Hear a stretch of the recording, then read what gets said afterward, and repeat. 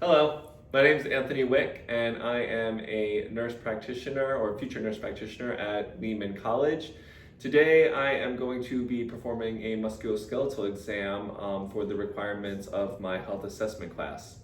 So, this system generally involves inspection, palpation, and it's going to be testing the ROM both passively and actively. So, let's meet our patient, Mr. Perez.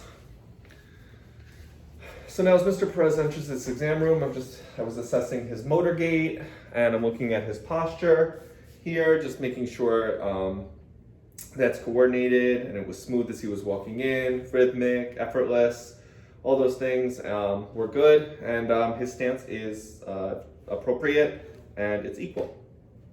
Excellent. So you want to sit down for me? Thank you. All right, so again, is the presenting patient, Mr. Perez. This is a healthy 32-year-old Hispanic male who presented to our office today just for a musculoskeletal exam, no general complaints.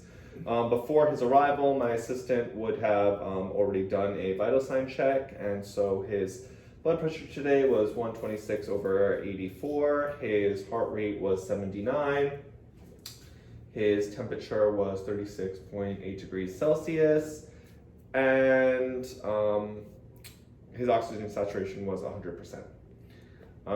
And then his height is 154 pounds, and his weight is, his weight is 154 pounds, sorry, and his height is 5'8". So now, before performing an objective focused assessment of the musculoskeletal system, it's important to assess a patient's baseline just by asking a few subjective questions that could potentially give us more insight into the nature of his current health stance. So Mr. Perez, do you have any physical limitations? No. All right. Have you had any prior injury No. before involving like the musculoskeletal system? No. Okay, so now if he had said yes to that, I would have just asked what was the mechanism and where was it located? Do you have any musculoskeletal pain right now or any stiffness in your joints?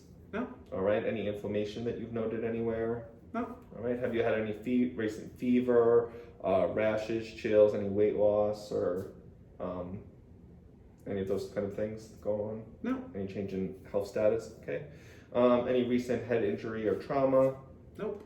All right, and no pain anywhere, right? None. Okay, so now had pain been present, I would have asked the patient to point where the pain was and then see if it was more localized or diffuse or chronic, acute, and then just kind of see if it was associated with any inflammation. Have you been able to perform all your daily activities of living? Everything's normal? Perfect. And have you been exercising and been active? Yep. Able? Perfect. And are you currently on any medications? None. Okay. So I'm just going to begin my exam, and I'm just going to be assessing the patient's, I guess to start, I'll start with the temporomandibular joint here. So I'm just going to be first with inspection, and I'm just going to be looking for any sort of swelling or arrhythmia that would be notable here. With Mr. Perez, I actually don't see any of that present. And so then I'm going to move on to palpation. So with palpation, I'm just gonna palpate directly over the joint as he opens and closes his mouth. There you go, perfect. And I'm just noticing if there's any pain, any limitation, any clicking or crepitus, none of which I hear or feel here. Perfect. So then if you can stand up for me, and you just turn this way. Next, I'm just going to be examining the patient's spine and then palpating it.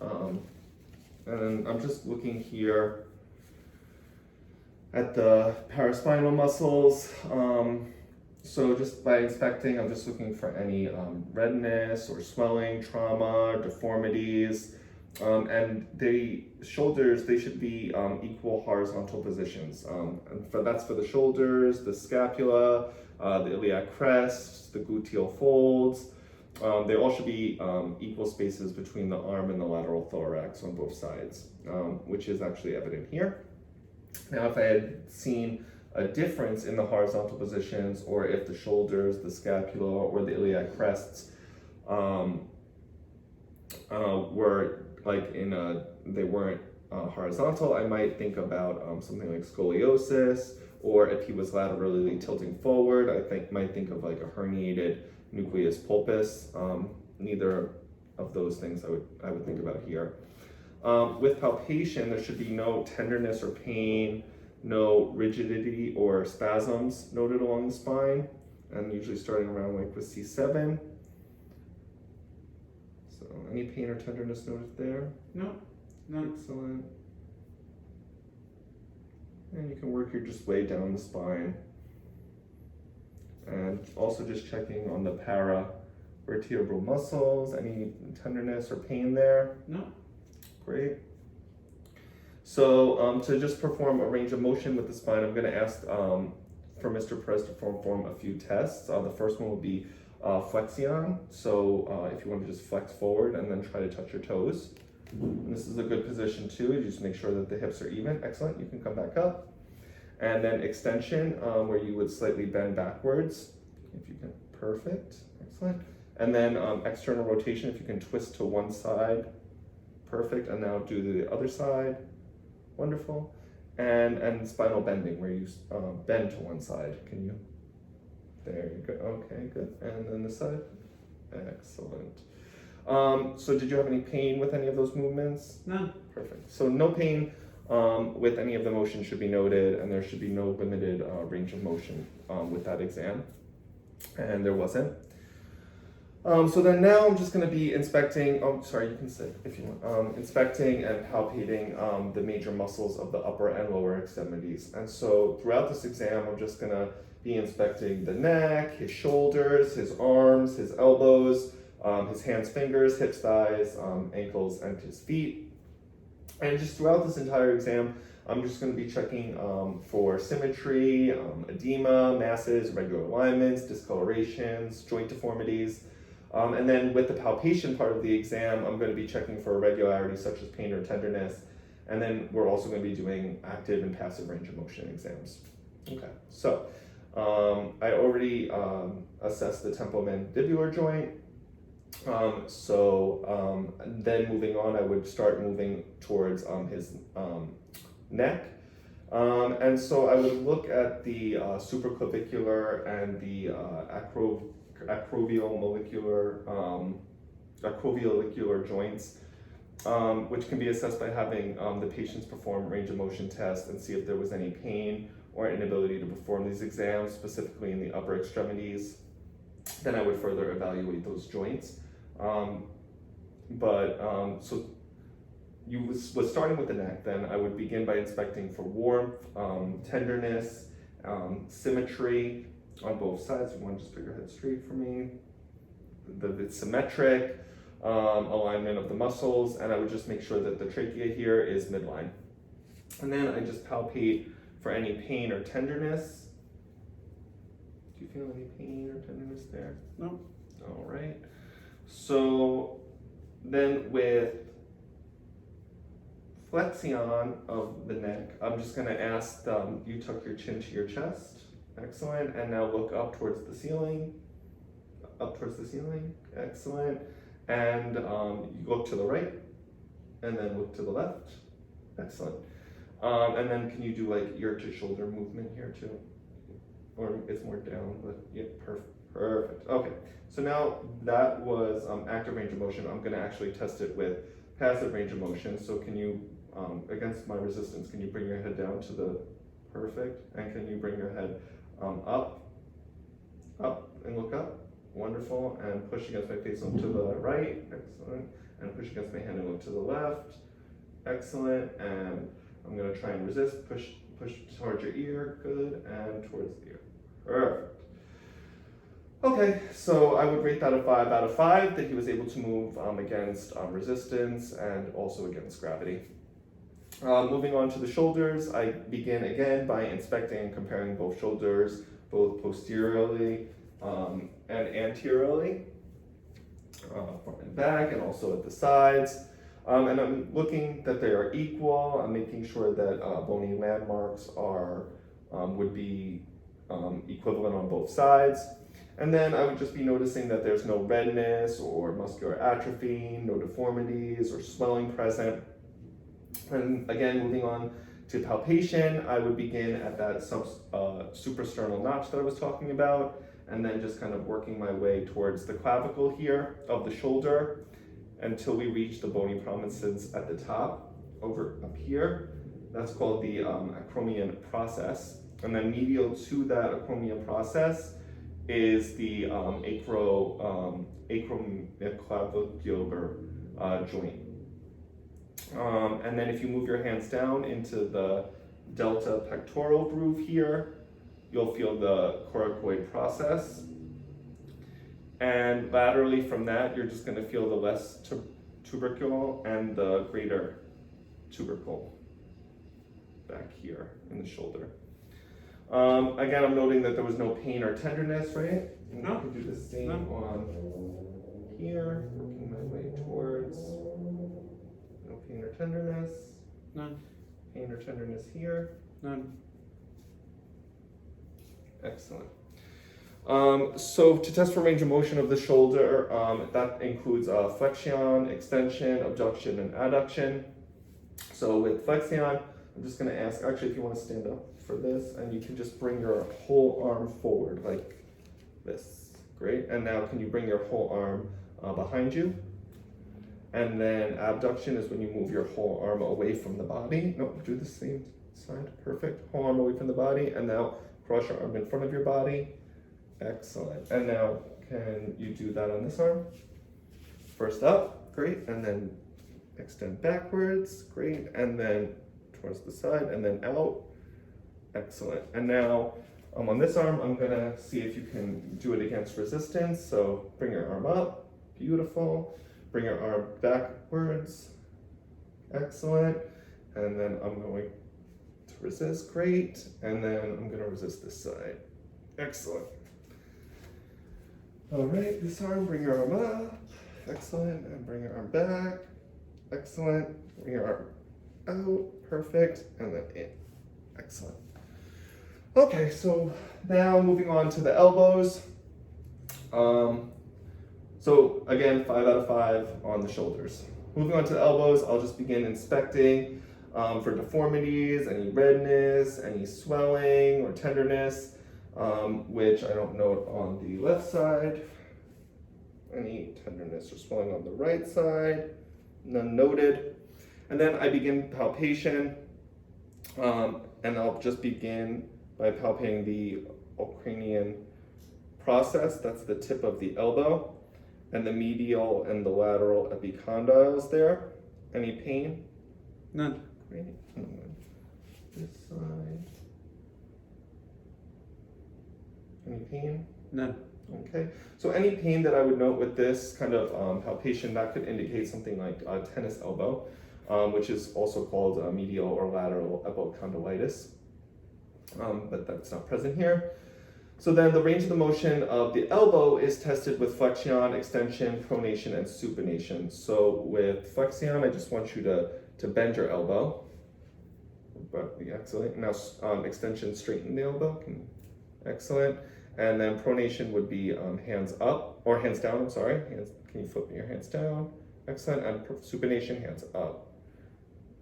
Perfect. Okay, and then again, against my resistance, can you bring your hand up against my resistance here? Excellent. And bring it down while I push up. Excellent. And same thing here. Bring your hand up against resistance. Great. And down against this. Perfect. And with your hands outward, can you push this hand, reverse it, sorry. Good, and on this side, reverse it, good. And then this side, can you reverse it? Excellent, and then reverse, beautiful. Okay, so moving distally to the fingers and hands, here I'm just gonna begin by inspecting And I'm looking here for any nodules, masses, any redness or swelling. Don't notice any of those things. And then palpating just like the distal and the proximal joints here of the fingers, noticing if there's any tenderness or any lumps, anything. Okay, any of those tenderness or lumps there, perfect, because that could indicate rheumatoid arthritis or osteoarthritis. And I also just palpated the ulnar and radial heads here, and I also noted for any tenderness, warmth, or swelling, or any signs of inflammation. You can also actually do the anatomical snuff box, which is right here between the thumb and the pointer finger. And if there was any pain there, No pain. that could be a navicular fracture. No pain. Perfect. So the range of the motion of the fingers, that's tested with extension, flexion, abduction, and adduction. The wrist is tested with just adduction and abduction. Okay, so for the hands, with extension, if you just raise your fingers to the ceiling, perfect, and raise your fingers down, perfect, that's flexion. And so abduct is when you move your fingers away from the midline, or you spread the fingers apart, excellent. And then adduction is when you move your fingers towards the midline or together, okay. And now against resistance, can you, perfect, and bring your fingers down, good, and down, and just spread your fingers out. I'm gonna try and close them, excellent. And push your fingers together, I'm gonna try to open them, excellent, none of that. For the wrist, adduction, you just move your wrist towards the midline of your body, so this way. And that's adduction, when you move it towards the midline. And abduction is when you move the wrist away from your midline. No, just perfect. Now, against resistant, perfect, and excellent. Move this one, that way, and that way. Perfect. Okay, so then moving on to the lower portion of the lower extremities of the patient. I start by inspecting both hips, and then I'm just checking for symmetry, which I did as the patient was bending down. I can make sure that there's just no bruises or any redness, any swelling or lesions, masses present, none of which is there. And then I can palpate the anterior surfaces of the hip. And I can feel the lateral aspect of the hip, which is the greater trochanter. Over here I can feel the ischial tuberosity.